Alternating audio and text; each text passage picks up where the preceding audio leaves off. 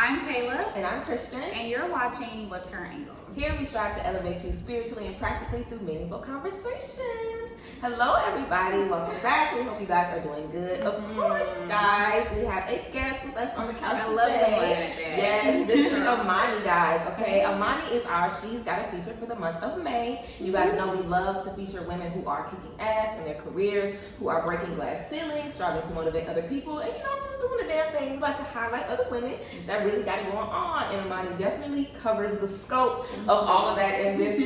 Okay, so Amani is a partner and operations director of Soul Strategies, which is a political organization.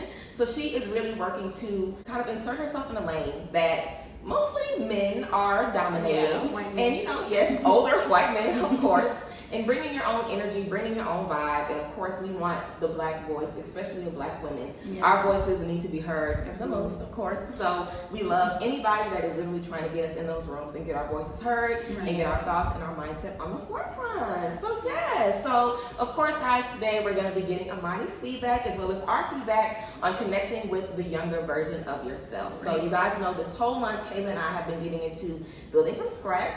And a lot of that starts with connecting with the teenager version of you or your early 20s self. Just like we have an inner child, there's a part of ourselves from every timeline. And the younger version of ourselves dealt with a lot of things and, handled a lot and has been through a lot. So we're definitely going to be talking this episode about the things that we've learned from the mistakes or experiences that we've had in our past and how these things have shaped us into better women overall. So the first thing that we wanted to get into, guys, was the mindset that you had when you were younger, when you were a teen, when you were getting into your earlier 20s. What are some things that you felt you lived by, or some things that you really felt were very, very true? And then, of course, as you matured, you were like, I don't know where I was going with this. There's this quote, if y'all used to watch Flavor of Love, not Raven, what's her name? New York had her own spinoff. Yes, I love New York. Yes. Okay. And there's this quote where she was like, I was never really a child. I just came into the world and I was in the know. Yeah. That's how I feel. Right. I never felt like I fit in with my age group ever. Like, I was, picked on for being like a nerd and stuff. Yeah. And I always, like, the same vocabulary that I have now, I had it as a child, which is weird. Yeah. It's a weird kid. I went to schools that were like in the hood, the ghetto. Yeah. And my mom was a teacher, so growing up, she would force me to read a lot, write a lot. I couldn't go outside. I couldn't watch certain hours of TV. I had to read instead. Right. And so because of that, I was just leaps and bounds. Way more mature. Yeah, ahead. And then also, this is in the black community, if you were too white or whatever, too proper, then it's easy to make you a target. So I just felt I just never really felt understood growing up, and I had just this weird sense always of just I just don't belong here. I just never felt like I belonged, and I would go through phases where I would try to fit in, but it just didn't. It didn't feel authentic to who I was. So I guess I was just always trying to hoping and praying for that time when I'm finally in my element, when I'm in the right time, if that makes sense. I just never felt comfortable growing up. Yeah. I think I can totally just agree with that, and I definitely understand, especially as I grew up in a country town, and the word proper was always thrown at you. It's something that you feel oh my God, I'm not like everybody else because I don't talk like you. I don't participate in activities that you guys do. And especially my mom did the same thing where I was not allowed to go outside. Why do we all have the same childhood? We had a driveway and we had a bike or whatever you wanted to do. In the driveway and go yes. to the street. That's where you stopped. And so it definitely it's definitely relevant here because just when you're growing up, you're trying to fit in. You're trying to find that space that really feels like you, and when it's not there, you kind of feel alienated. I did, and thankfully, a lot of the things that have made me excel in life as an adult were things that I got picked on for as a child. Being friendly was not a good thing growing up. I'm naturally still different. I'm always smiling. I'm really friendly. I'm really sociable. But in certain environments, that's not the norm. And it's just friendly ass bitch. What you? What you want? I'm just I'm thankful that I'm this way. I for a long time wished that I was different, but in my adulthood, I'm so thankful that I'm this way because that's what's helped me get to where I am today. It's just being able to be so sociable and friendly and being proper or whatever. It's just it helped me. It balanced me out in my adulthood. Yeah, I feel the same way. Just like growing up and feeling like I wish I was like everybody else. So I wish I was like the other girls. Like, I wish my mama let me go to the movies with boys. I wish my mama let me go to the sleepovers. I wish I could go to the school dance. Like, just always feeling that way. And now, definitely I feel like going through college, I kind of had to come to Jesus where I was like, I'm glad that I was raised how I was. Yeah. Because when I started to see the type of like relationships other people were getting in and the kind of stuff they tolerated, it's like, it's difficult when you grow up in your home in one way because I grew up in the hood too. And we in Louisiana. We from Louisiana. Everywhere's a hood basically. So, you know, in the house, my mom was a stay-at-home mom, so she was always on us. I was in pageants really, really young. She always had me reading big words, like big books with big words and stuff like that. She never talked to me like I was a baby. I was doing public speaking literally when I was like 4.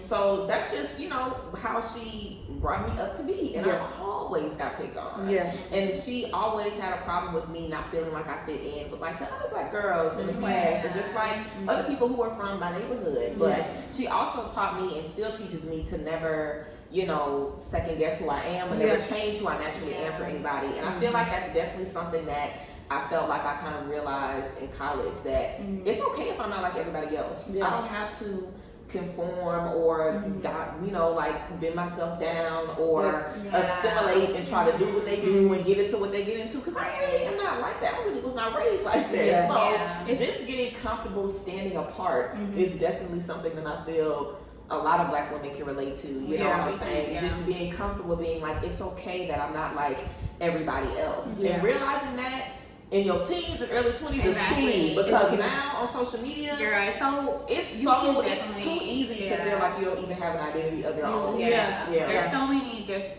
mindsets. There's so many things that you can really like. There's rabbit holes that you can kind of fall into on social media, and it's really just hard to find yourself. Just like you said, identity crisis is such a real thing, and I feel like this definitely goes into our next segment, which is talking about your career, your mindset, and fitting into those molds that you might not really have opportunities or see other black women or black people into those careers. So what really made you, or what motivated you to get into political reform or just have that own organization that really molds the political expression of black women, black community, and so on? So I got woke or whatever when I was not woke. I got woke when I was in college. So 2 things. So the first thing was my freshman year of college, I had this government class and we had to take like this ideology test to figure out like what our political ideology was, and then we had to make like a PowerPoint off of it and like present it to the class and like kind of dive into, you know, what it meant to fit into whatever ideology. So I took the test. I found out that I was a liberal, y'all.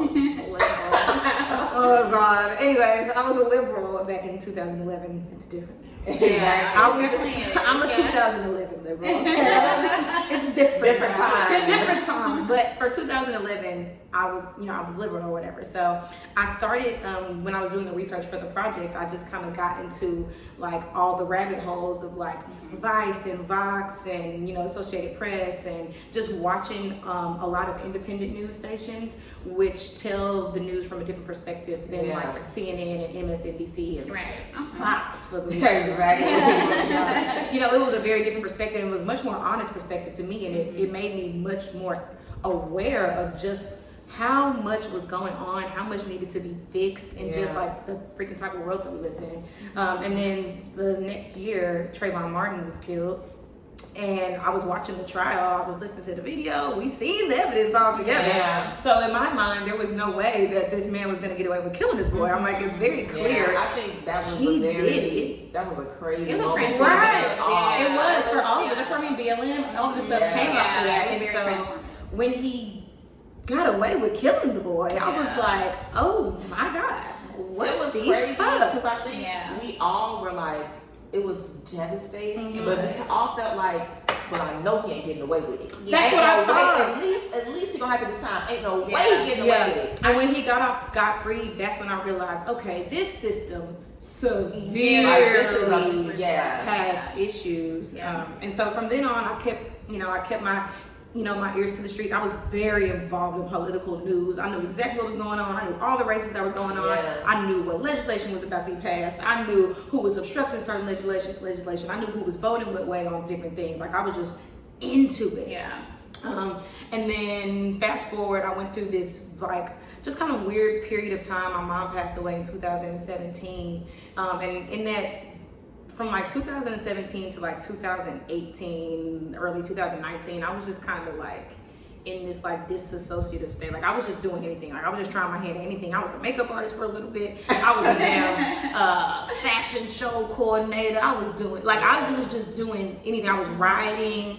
I had a blog. Like, I was just doing a bunch of stuff. I quit my job in the middle of it. Like, I don't know. I couldn't really focus like that. Yeah. And then I eventually ended up working at Nordstrom, and I remember one day I was just thinking, like, what is it that I'm really passionate about? Because I was really just trying my hand at anything. But that, like, I'm an Aries, y'all know signs, so I'm an Aries. I'm gonna throw myself into a million things, but passion is our biggest driver. So I was trying to think of, like, what was the thing that if I had to choose one thing to do for the rest of my life, if I had to wake up every day and it's all I could do, what would that thing be? What is the one thing that I'm never bored of? What's the one thing that I'm always involved in some capacity? And it was politics. I was always interested in politics, no matter what I was doing. When I was on my lunch break at work, even though I thought like I wouldn't do fashion, I was working at Nordstrom, but on my lunch break, I'm still watching the news. I'm still watching TYT. I'm still, that was what I wanted to do. And so I remember one day I was in the jeans department, y'all. So I worked in the jeans department at Nordstrom, and I had this coworker, and I was telling her, I was like, I want to go back to school. I was like, I had this idea in my head of who I wanted to be, and it was a mixture of Angela Rye and Olivia Pope. If y'all seen it. So Olivia Pope had her own business organization where she did like more crisis management stuff, but she did like work on elections. She got the president elected in the show. Like, she was just very much boss ass political bitch, okay? Yeah, if you did something, you called Olivia. Yeah, you call Olivia, period. And then Angela Rye is just, she's in the political space. She's not a candidate. She doesn't like run for office, but she knows the issues. She's a commentator. She's a pundit. She is an activist. She's in that space, and so I was like, I want to be the perfect combination of those two. Like, I literally, when I say I manifested that shit, I manifested that shit. That was exactly what I wanted to do. And so I was like, okay, how can I get there? And I was like, I'm gonna go back to school. we're gonna start all over. We're gonna rewind, and we're gonna start fresh. And so I went back to school. I got my master's in political journalism, and then simultaneously I started working for the Democratic Party in Dallas. So I started working on several campaigns, a lot of down ballot campaigns. I was working on Better Works campaign. I was working on the DA's race. I was working for Jasmine Crockett, who's now working for Congress. Like, I was really just trying to get involved in that space as much as I possibly could. And then fast forward, I graduate college again. I'm working in marketing. I'm not in politics, but I felt void inside. I hated just working in marketing. It just wasn't it. It was just such a mundane job, and I'm somebody that needs to be active all the time. So it just didn't fulfill me at all. So I started looking for part-time work while I was at that job, and I found the company that I'm with now. They had just opened. They were looking for somebody in the marketing space of the firm, and so I joined the firm. I started doing marketing, then I started doing the blog, then I started doing the podcast, then I started doing other things there. And then my now partner Z, she hit me up one day and she was like, I want you to run this firm with me. And I was like, huh? She was like, I want you to quit your job, come work for me full time, and I want you to be my right hand. Like, I want you to run this firm with me. I think you could do it. I think you'd be good at it. So will you quit your job? And I was like, that's a big word. So I was like, yeah, I'll quit. And so I quit. I dived in, and now it's almost 2 years later, and I could never. It's so crazy. I could never fathom the things that I'm doing today. Like, today I was in Forbes. Forbes. That's amazing. Like, that's not something that I ever. It's like anything that I dreamed. This shit is like beyond my wildest dreams type of shit. And it's only getting better. We're only. That's what I'm about to say. You're just getting started. Literally, so we're just getting started. To like achieve stuff and be like, I cannot believe this in my life, girl. What the Yeah. fuck? I'm really doing it. Like, Yeah. I definitely feel like I had a similar moment where I was just like, and I'm sure Kayla, you've had the same moment where you're just like, what am I really passionate about? What do I really, really want to do? Because I went to college after school, of course. I wanted to go to Howard for psychiatry, psychology. And my mom did not want me to go to Howard because it was really expensive. So she literally hid my acceptance letter. I didn't even know I got in. So I ended up applying. It was definitely sad. I ended up applying. Obviously, I'm still hurt by it. I ended up applying somewhere else. I got into UNO with all of my friends. But I was cleaning my mom's room one day and I found my acceptance packet. And they had said stuff about orientation. I really got in. I was just like, I can't believe just again. And then that really discouraged me because I was like, damn, this is what I really, really wanted to fucking do.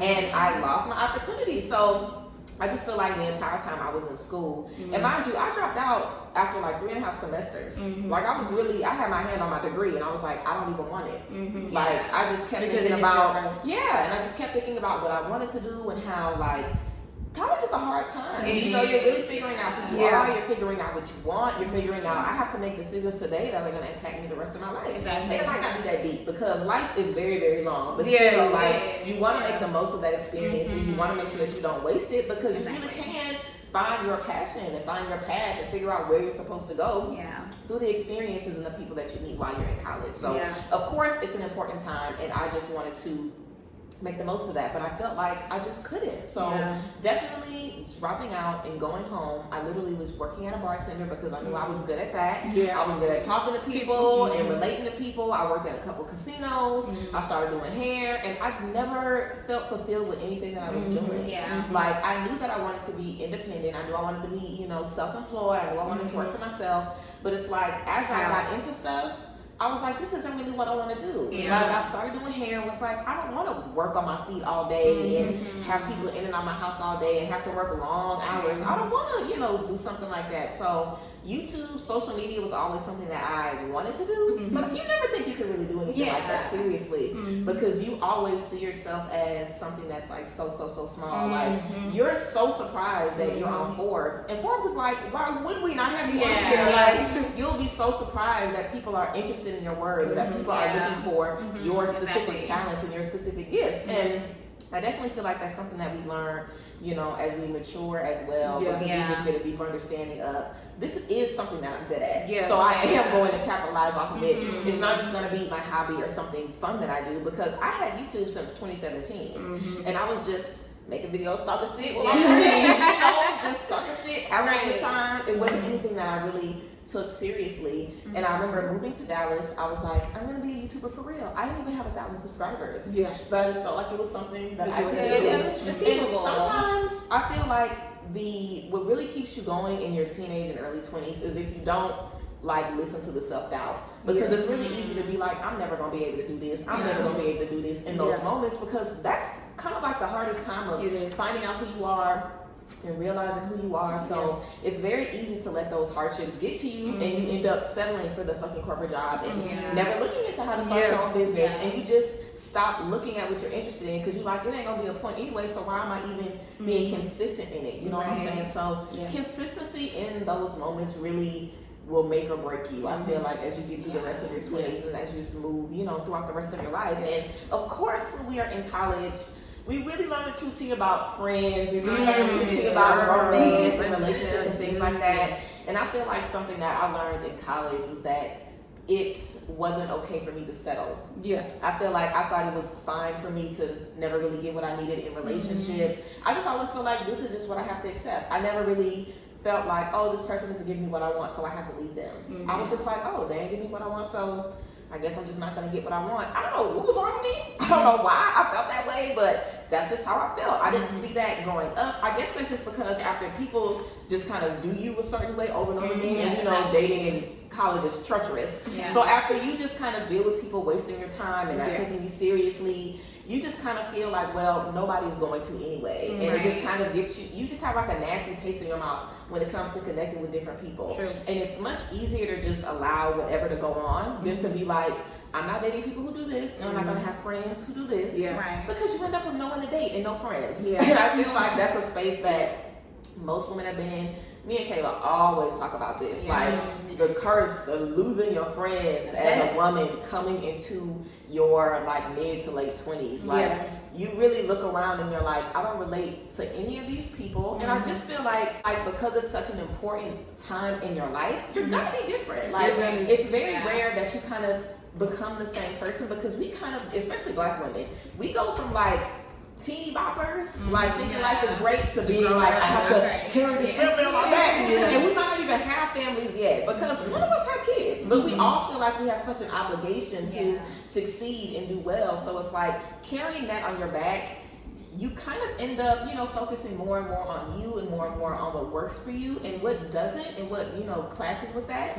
You kind of just start to prioritize a lot differently. I feel like that's the biggest thing, like the biggest change in relationships, that what you need, what you want, what you're going to have in the future matters way more. I had to go to therapy. That was how I was able to overcome that, because I wasn't able to do that. I wasn't able to look at a situation and be like, oh, this doesn't serve me.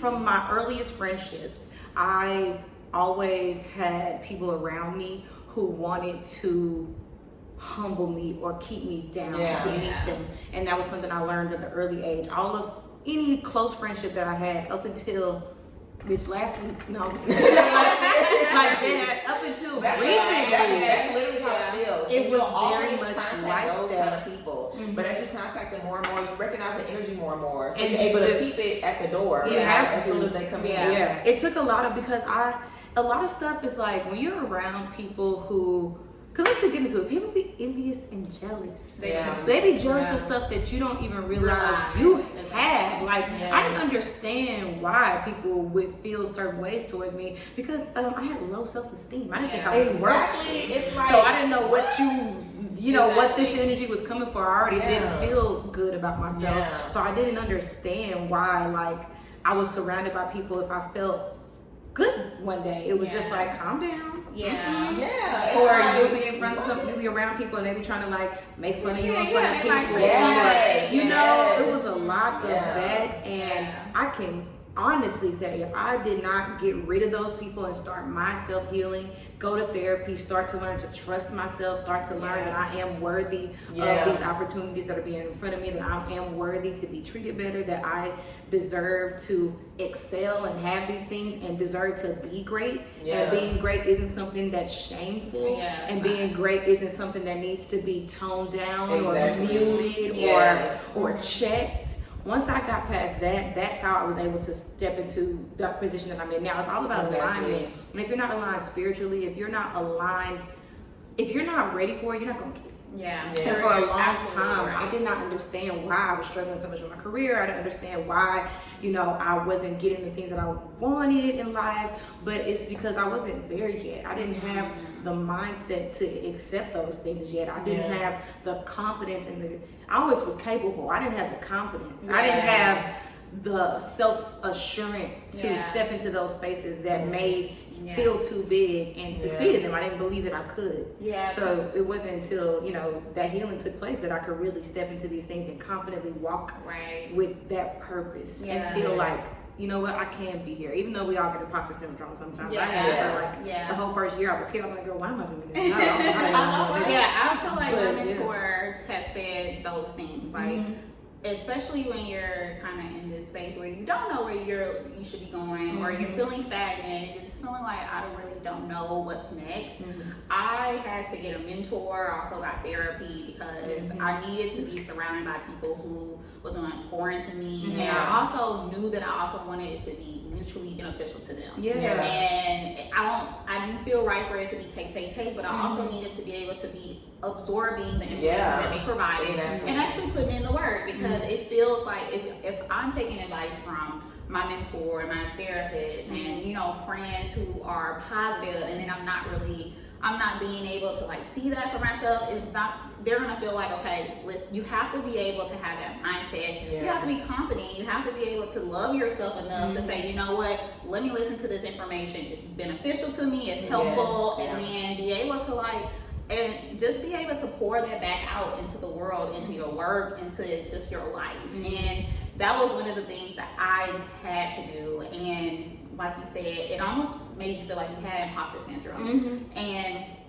I remember I told my mentor, I think I have imposter syndrome, you know, I really don't. She was like, that doesn't exist. You're saying that because you aren't confident in your work. You're not confident in the things you do.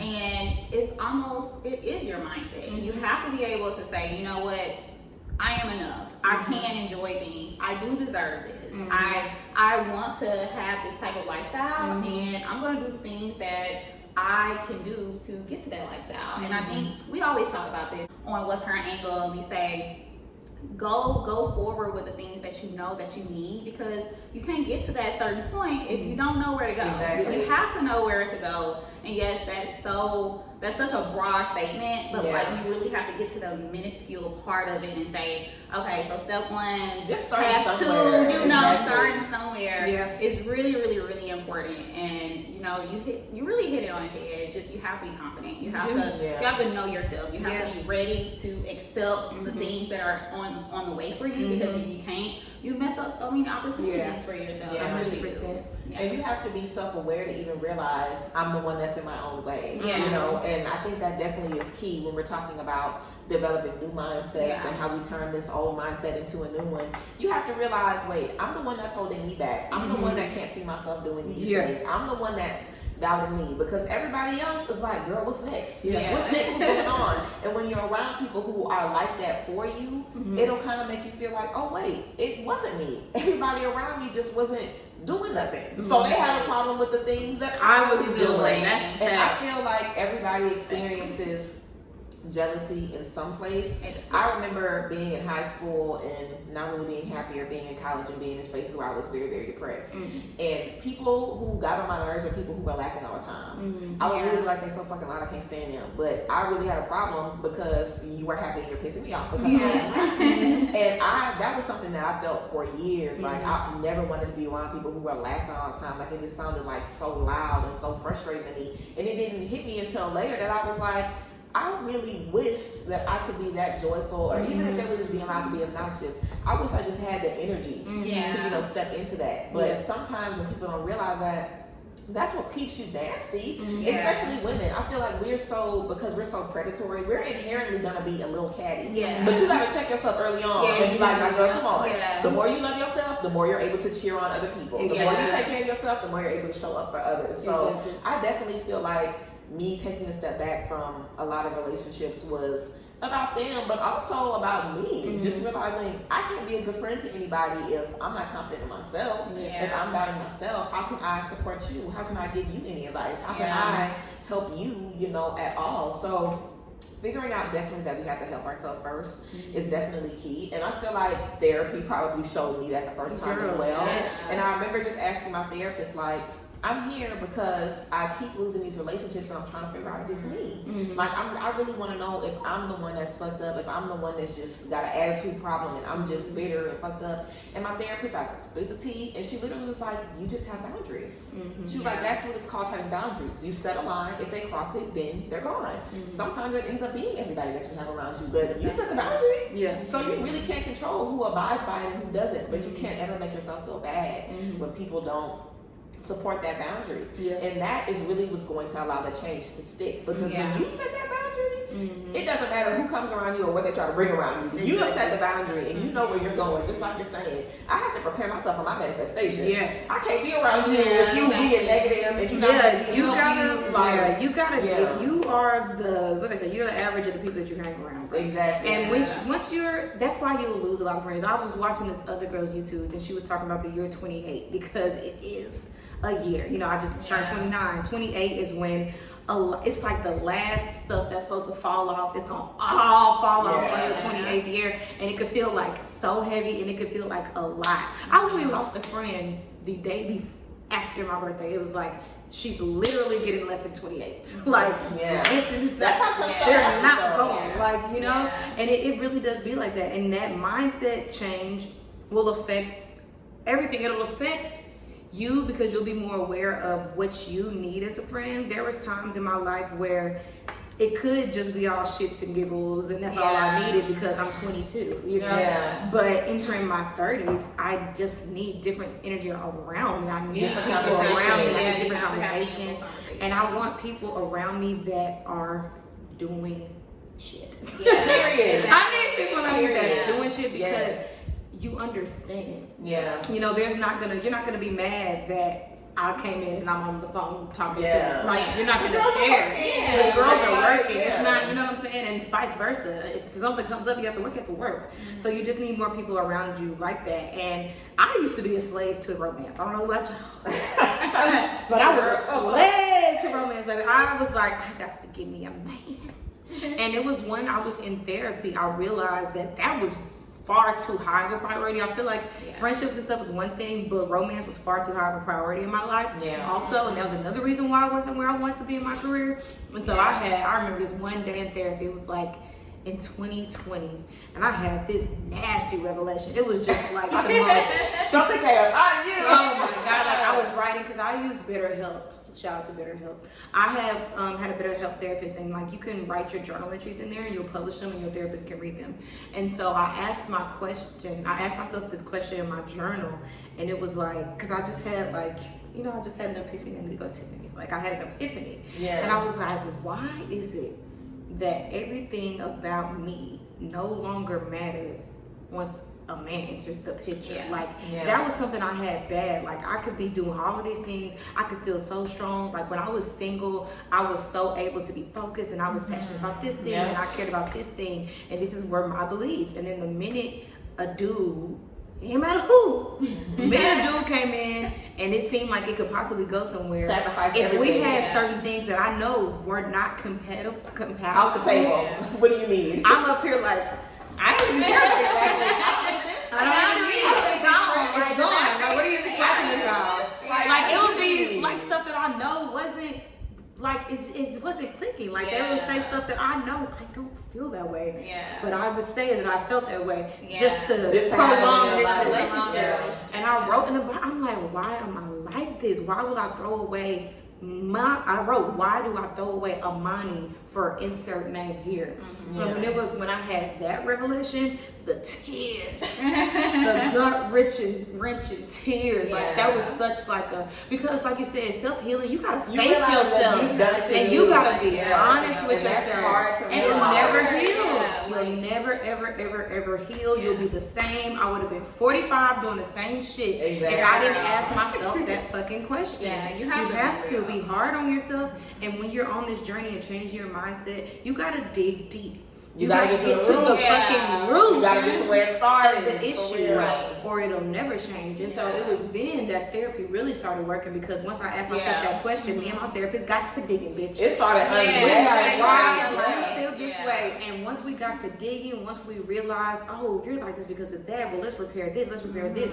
Once we started really doing the work, I felt a level of enlightenment that I had never felt. Like I felt like, I remember I was like Googling stuff. I was like, what is the religion of oneself? Like I felt like I found like my higher being. Like I had never felt like that before. I had never felt so self-assured. I had never felt like my compass was so strong. Like, and that's literally when you get the clear vision of yourself. And you're like, I am. I was like, there was a lot of layering that went on. Like there was a lot of layering. Have y'all seen Jennifer's body?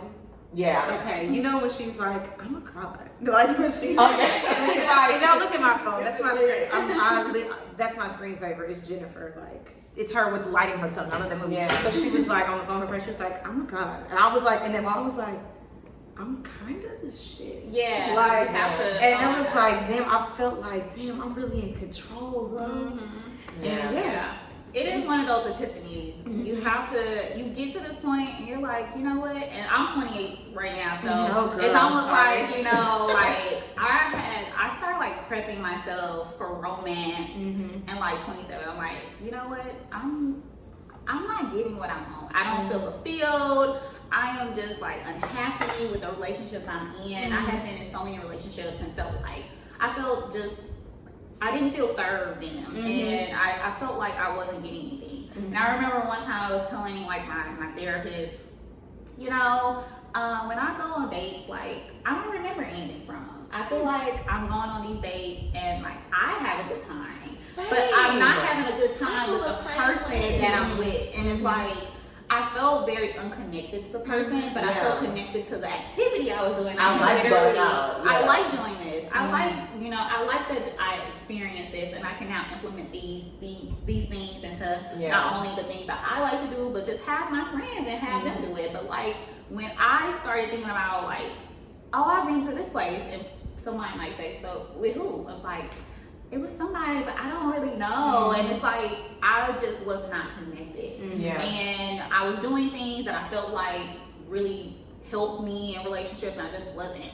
And I had got to this point literally, like right before I turned 28 last year. I said, you know what, I'm cutting everybody off. I'm to this point where if I want something that really serves me, no matter if I'm single or I'm in a relationship, I gotta start fresh. I have to start to this point where it's like, you know, I'm gonna sit here and I'm gonna be in love with me. You got to. I'm gonna be in love with me. I'm gonna be in love with me. I'm gonna love the stuff I do by myself. I started going on dates by myself. I started like doing all these things with myself. And what do I like to do? Like, you have to ask those questions. What do I like to do? What do I want to do if I have absolutely no one to call? My girls are on dates on a Saturday night. What am I going to do? You know, I don't want to be bored. So you find those things that really serve purpose in your life, and you find that passion. You find that it's just a new and enlightened mindset. You'll have a true relationship with yourself. Like, I do the same thing. So I started when I was on that journey after I had my revelation.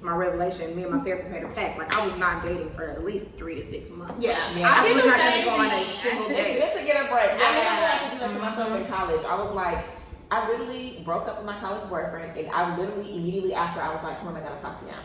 It's always like and that. I literally had to stop myself. That's when I had my moment where I was like, wait, why am I doing this? Literally, why? I literally was like 19. I was like, I can't believe I've been doing this. I was like, I have to stop, because since I was in my first relationship at 14, I had never been single. And I was 19, I had been in relationship. I was like, why do I feel like I need a guy? So I was single for like 2 years, girl. I just dated and had periods where I wasn't dating and didn't care. It just it wasn't a big part of my life. Like, once you stop prioritizing yourself is key, for real. That's when you elevate. Yes, that's literally. truly when you elevate. But yes, I love the activities by myself. I started going. I'll get fully dressed and go Oh, on a date. yeah. I'll go anywhere myself.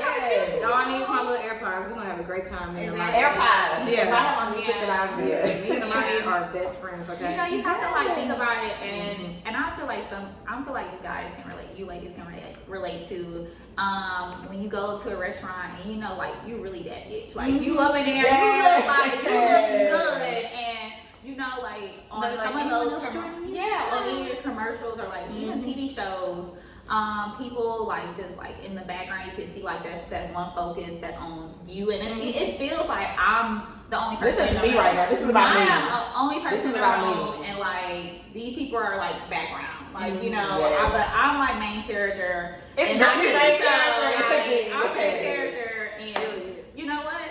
I'ma just own it and like whatever. But I do love when the waiter or the waitress says, you know, like, is someone else accompanying you? Like, no, I'm by myself. Fully at 80 I know, right? Literally pouring into yourself and giving yourself the things that you need is always key. I feel like that's one of the biggest overall lessons that kind of encompasses everything that we talked about in this episode. Literally finding out who you are, loving who you are, cherishing you, and just never letting yourself forget that. So yes, guys, we hope you guys enjoyed this episode. Amani dropped some gems. Okay, we need to do another episode. Okay, so I'm so glad we were able to come to you guys with this tea. This was a good episode. We really got into it. So yes, make sure you guys check out the description box. We'll have everywhere you guys can connect with Amani, and of course where you guys can check in with Kayla and I. Make sure you guys go on our Instagram and check out our story highlight. We have Amani's full interview where we get into all of her tea and about the things that she has going on right now. So yes, guys, we appreciate y'all as always. We thank you guys for being here, and we'll see you guys next time. Bye, ladies.